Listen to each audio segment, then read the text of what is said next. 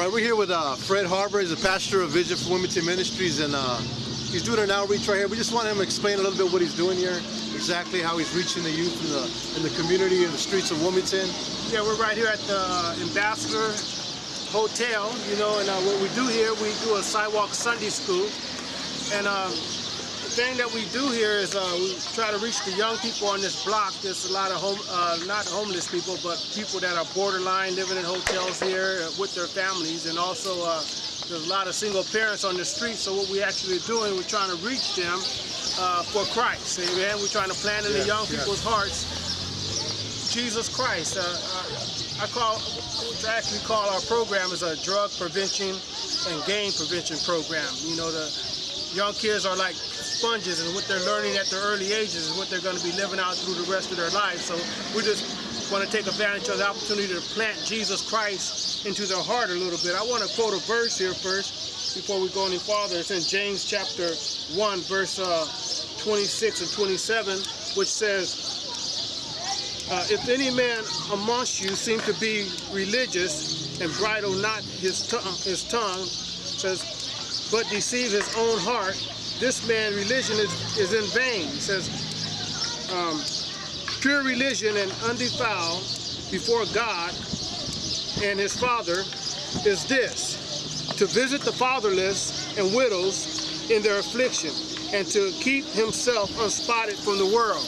And that's what our theme for this whole thing that we do out here on the streets is, to mainly visit the fatherless and the widows. And God spoke to my heart a long time ago concerning single parents. And you know, if the father don't know Jesus Christ, became alive to God by accepting Jesus Christ into their heart, God automatically consider them as being dead, you know, before him. So we're trying to reach these young people for Christ. That's what we're actually doing. And also in these hotels, there was a lot of drug trafficking and stuff like that. But through the times that we've been coming here and praying for this property and this street, a lot of it faded away. And now we're just able to come out here peacefully and reach young people for Christ. Amen.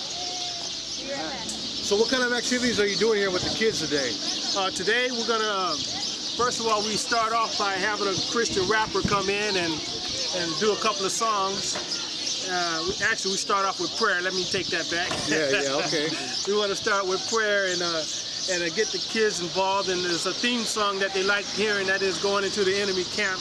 We'll do that song first, and then we'll call a Christian rapper up, and he'll do a couple of songs. And then we'll do I normally take one verse, and I get them to meditate on one verse, and if they remember the verse next week when I come, I give them $1.